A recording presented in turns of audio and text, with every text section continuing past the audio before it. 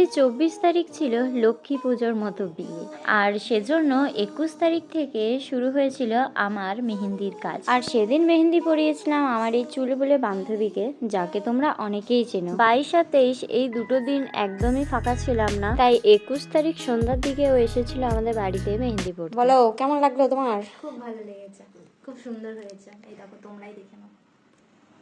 এটা তুই রিভিউ দেওয়া হলো তোর?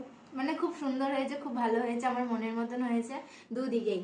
এই পেছনের দিকটা আমি অনেকদিন আগে পছন্দ করে রেখেছিলাম, সামনের দিকটা এটা আমার পছন্দ, এটা শ্রাবণীর পছন্দ, কিন্তু আমার দুটোই পছন্দ হয়েছে, কারণ দুটোই খুব সুন্দর লাগছে হাতে। আর এদিকে এই মহিলা এমনি সময় তো রিভিউ দিয়েই থাকে, আর আজকে যখন মেহেন্দি পড়লো আর বললাম যে রিভিউ দিতে, ও এমন রিভিউ দিল যে যেটা শুনে তো আমার পুরো স্ক্রিপ্টেডই মনে হলো। তো যাই হোক, এদিকে তার পরের দিন মানে 22 তারিখ সকাল সকাল বেরিয়ে পড়েছি মেহেন্দি পড়াতে। আর সেদিনের আমার ফার্স্ট লোকেশন ছিল রাধা মাধবপুর। এই শীতে বোধহয় ওই দিনই সবচেয়ে বেশি কুয়াশা পড়েছিল, সকাল প্রায় 8টা মতো বাজে, দেখে তো বোঝাই যাচ্ছিল না। আর এত কুয়াশার মধ্যে বাইকে করে এতটা রাস্তা যাওয়ার কারণে গোটা জ্যাকেটটা আমার গুড়ি গুড়ি বরফ জমে পুরো ভিজে গেছিল। তো যাই হোক, এদিকে আমার মেহেন্দি পড়ানো কমপ্লিট, আর এটা করা হয়েছিল ওর চয়েস অনুযায়ী।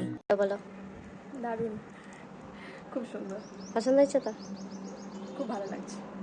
Thank you. তো ফার্স্ট লোকেশনে কাজ শেষ করার পর এখন চলে আসি সেকেন্ড লোকেশন বড়চড়াতে। আর এই কাজটা ছিল আমারই এক বান্ধবীর বাড়িতে। ওর ছিল সেমি ব্রাইডাল, আর তার সাথে ছিল ওর দিদির ব্রাইডাল মেহেন্দির কাজ। তো তারপরও বড়চড়াতেই আরও বেশ কিছু পার্টি মেহেন্দির কাজ ছিল, সেগুলো হওয়ার কথা ছিল ব্রাইডাল মেহেন্দিটা হওয়ার পর, কিন্তু দিদি ভীষণভাবে অসুস্থ হয়ে গেছিলো, তাই তখন আর করা হয়নি। তাই পার্টি মেহেন্দিগুলো আগে করে দিয়েছিলাম, তারপরে করেছিলাম ব্রাইডালটা। খুব দারুণ, খুব সুন্দর হয়েছে।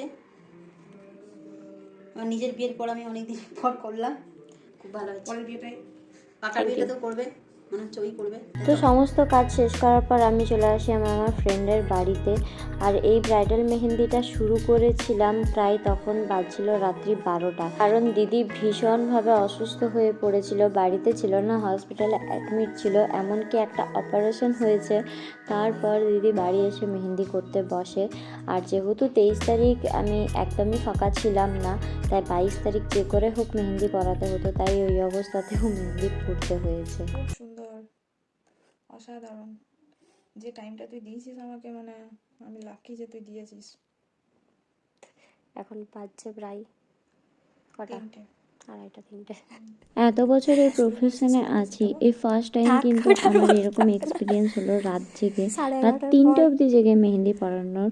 তো যাই হোক, মেহেন্দিগুলো কেমন লাগলো কমেন্টে জানিও।